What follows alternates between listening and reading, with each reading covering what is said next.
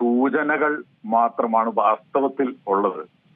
കാരണം ഇപ്പോഴും ഈ മെമ്മറാണ്ടം ഓഫ് അണ്ടർസ്റ്റാൻഡിങ് സത്യത്തിൽ നമ്മൾ ഈ മൂന്ന് വിഭാഗത്തിന്റെയും അമേരിക്കൻ പ്രസിഡന്റിന്റെയും ഇറാന്റെ വിദേശകാര്യമന്ത്രിയുടെയും ഇസ്രായേൽ പ്രധാനമന്ത്രിയുടെയും ഒക്കെ വാക്കുകൾ കേട്ടാൽ ഈ മെമ്മറാണ്ടം ഓഫ് അണ്ടർസ്റ്റാൻഡിങ് വാസ്തവത്തിൽ ഒരു മെമ്മറാണ്ടം ഓഫ് മിസ്അണ്ടർസ്റ്റാൻഡിങ് ആണോ എന്ന് വരെ നമുക്ക് തോന്നലുണ്ടാകുന്ന തരത്തിലാണ് കാര്യങ്ങൾ. കാരണം ഒരു കൂട്ടര് പറയുന്നു യുദ്ധം തീരാൻ പോകുന്നു, ഇത്രയും അടുത്ത് വന്നിട്ടുള്ളൊരു സമയം ഇതിനു മുമ്പ് ഒരിക്കലും ഉണ്ടായിട്ടില്ല എന്ന് പറയുന്നു. അതേസമയം മറ്റൊരു വാർത്ത വരുന്നത് ഇറാന്റെ ഡ്രോണുകൾ ഹോർമുസ് കടലിടുക്കിന് സമീപം അമേരിക്ക ഇന്ന് വെടിവെച്ചിട്ടിരിക്കുന്നു എന്നാണ്.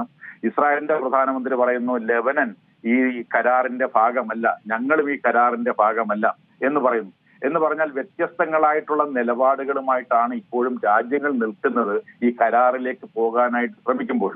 അപ്പൊ ആ കരാറിന്റെ ഭാഗമായിട്ട് വന്നിട്ടുള്ള കാര്യങ്ങൾ വാസ്തവത്തിൽ നമുക്ക് ആശ ഉണ്ടാക്കുന്നതാണ്, അല്ലെങ്കിൽ നമുക്കൊരു പ്രതീക്ഷ ഉണ്ടാക്കുന്നതാണ് എന്നുള്ള കാര്യത്തിൽ സംശയമില്ല. പക്ഷേ ഈ ഇതിനകത്തുള്ള പ്രശ്നം, ഏറ്റവും പ്രധാനപ്പെട്ട പ്രശ്നം, അമേരിക്ക എന്ന് പറയുന്ന രാജ്യത്തെ സംബന്ധിച്ചിടത്തോളം എത്രയും വേഗം ഈ യുദ്ധം അവസാനിപ്പിക്കുക എന്ന് ആണ് ആഗ്രഹമെങ്കിൽ ഇസ്രായേലിന്റെ പ്രധാനമന്ത്രിയെ സംബന്ധിച്ചിടത്തോളം എത്ര നാള് ഈ യുദ്ധം നീട്ടിക്കൊണ്ടു പോകാമോ അത്ര നാൾ നീട്ടിക്കൊണ്ടു പോവുക എന്ന പരസ്പര വിരുദ്ധമായ രണ്ട് ലക്ഷ്യങ്ങളാണ് നിൽക്കുന്നത്. കാരണം അമേരിക്കൻ പ്രസിഡന്റിനെ സംബന്ധിച്ചിടത്തോളം അദ്ദേഹം തുടങ്ങിവെച്ച ഈ നിയമവിരുദ്ധമായ യുദ്ധത്തിന്റെ ഫലമായിട്ട് അമേരിക്കൻ ജനത വളരെയധികം പ്രതിസന്ധിയെ നേരിടുന്നു, വിലക്കയറ്റം മൂലമുള്ള പ്രതിസന്ധിയെ നേരിടുന്നു, ലോകം മുഴുവൻ ആ പ്രതിസന്ധിയിലേക്ക് കടന്നു പോകുന്നു. അതിന്റെ ഫലമായിട്ട് അമേരിക്കയിലെ നവംബർ മാസം വരാൻ പോകുന്ന തെരഞ്ഞെടുപ്പ് വലിയ തിരിച്ചടി അദ്ദേഹം പ്രതീക്ഷിക്കുന്നു. ഇതിൽ നിന്നും ഈ യുദ്ധത്തിൽ നിന്ന് പിന്മാറി അവസാനിപ്പിച്ച് തലയൂരണം എന്നുള്ള ആഗ്രഹമുണ്ട്. എന്നാൽ ഈ ഒക്ടോബർ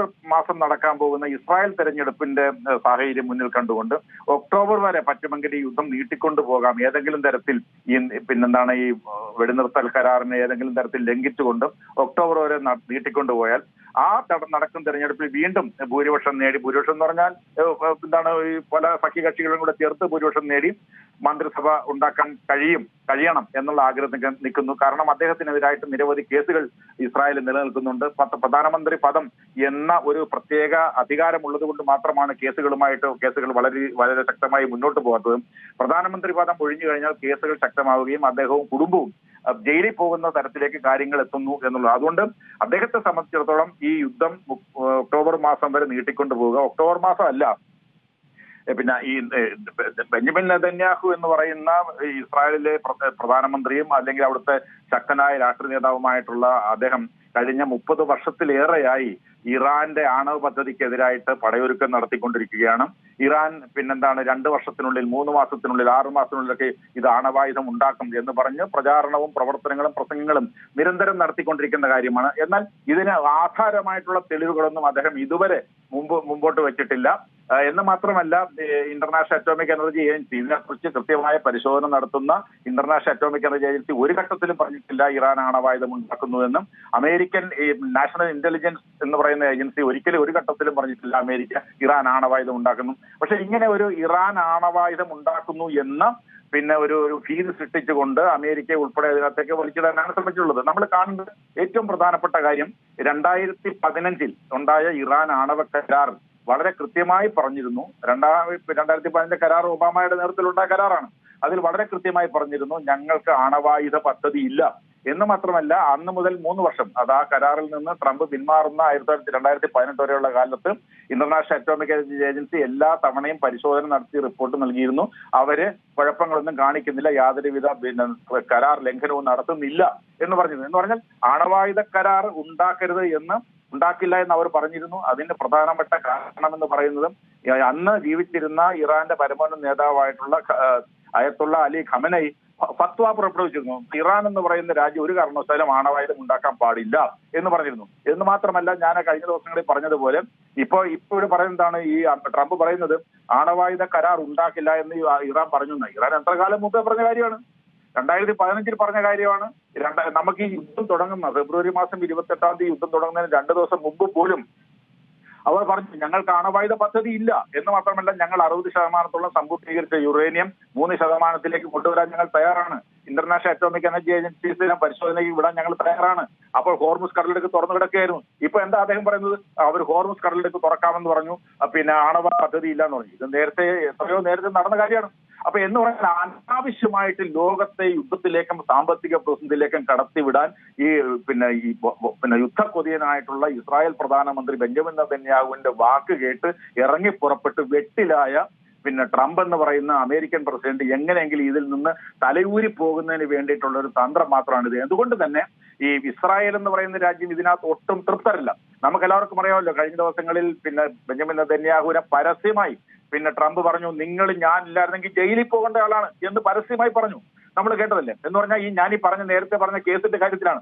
അപ്പൊ എന്ന് പറഞ്ഞാൽ ഈ ആയുധവും സമ്പത്തും രാഷ്ട്രീയ പരിരക്ഷയും നൽകി നിലനിർത്തുന്ന രാജ്യമാണ് ഇസ്രായേലെങ്കിലും അവർ പറയുന്ന നരകാസുരന് വരം കൊടുത്തു എന്നൊക്കെ പറയുന്ന പോലെ ഈ സഹായിച്ച് ഇപ്പൊ അമേരിക്ക പറയുന്ന പോലും ഈ അന്തർദേശീയ സമൂഹങ്ങൾ എന്ന് പറയുന്നത് കേൾക്കുന്ന പ്രശ്നമേ ഇല്ല ഇസ്രായേലും. അമേരിക്ക പറയുന്ന പോലും കേൾക്കാത്ത രാജ്യമായിട്ട് ഇപ്പോ ഇസ്രായേൽ മാറിയിട്ടുണ്ട്. അതുകൊണ്ട് ഈ കരാറൊക്കെ ഉണ്ടാകുന്നുണ്ടോ എങ്കിലും എന്നെ സംബന്ധിച്ച് ഞാൻ ഇക്കാര്യത്തിൽ ഒട്ടും ശുഭാപ്തി വിശ്വാസമുള്ള ആളല്ല. കാരണം ഏത് വിധേനയും ഈ കരാറിനെ അട്ടിമറിക്കാൻ, വെടിനിർത്തൽ കരാറിനെ മാനിക്കുന്ന രാജ്യമല്ലല്ലോ ഇസ്രായേല്. കാരണം വെടിനിർത്തൽ കരാർ ഗാസയിലെയും വെടിനിർത്തൽ കരാറുണ്ട്, ലെബനനിൽ 2-3 തവണ വെടിനിർത്തൽ കരാറുണ്ടാക്കി.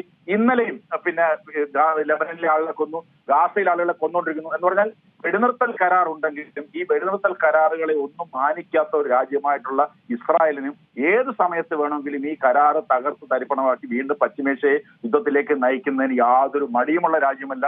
കാരണം വെച്ചാൽ അവരെ സംബന്ധിച്ച് ഇറാനെ ഇല്ലാതാക്കുക, പൂർണ്ണമായും ഇറാനെ ഇല്ലാതാക്കുകയോ അല്ലെങ്കിൽ ഇറാനെ അവരുടെ പരിധിക്ക് നിൽക്കുന്ന രാജ്യമായി മാറ്റുക എന്ന വളരെ ലോങ് ടേം ആയിട്ടുള്ള പെർസ്പെക്റ്റീവ് ഉള്ള രാജ്യമാണ് ഇസ്രായേൽ.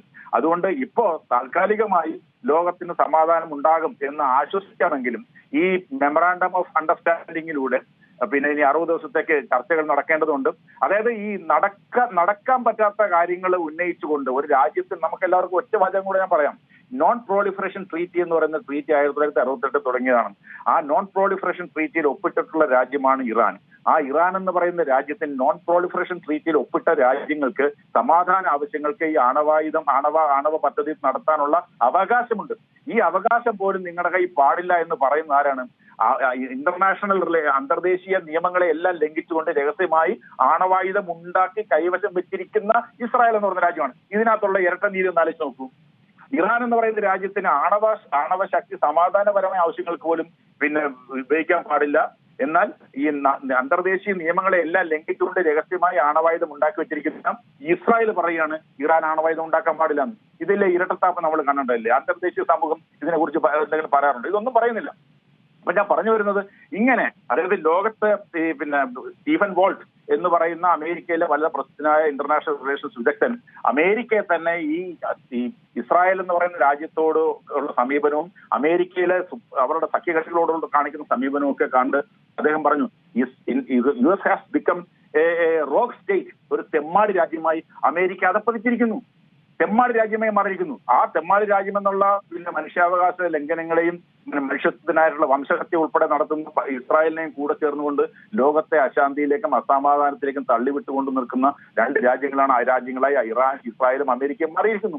അതാണ് നമ്മുടെ മുമ്പിലുള്ള പ്രശ്നം. അതുകൊണ്ട് ഈ കരാർ ഉണ്ടാക്കിയാൽ പോലും, ഈ കരാർ മെമ്മറാണ്ടം ഓഫ് അണ്ടർസ്റ്റാൻഡിംഗ് ഒപ്പിട്ടുകൊണ്ട് പോയാൽ പോലും ഈ നാളെ എന്ത് സംഭവിക്കുമെന്ന് കൃത്യമായി പറയാൻ കഴിയത്തില്ല. കാരണം അന്തർദേശീയ മര്യാദകൾ പാലിക്കുന്ന രാജ്യമല്ല ഇസ്രായേൽ, അവർക്ക് പിന്തുണ നൽകുന്ന രാജ്യമാണ് അമേരിക്ക എന്നുള്ളതുകൊണ്ട്. ഏറ്റവും പുതിയ വാർത്തകളും വിശേഷങ്ങളും വിരൽത്തുമ്പിലറിയാൻ സീ മലയാളം ന്യൂസ് എല്ലാ ഡിജിറ്റൽ പ്ലാറ്റ്ഫോമുകളിലും ലഭ്യം.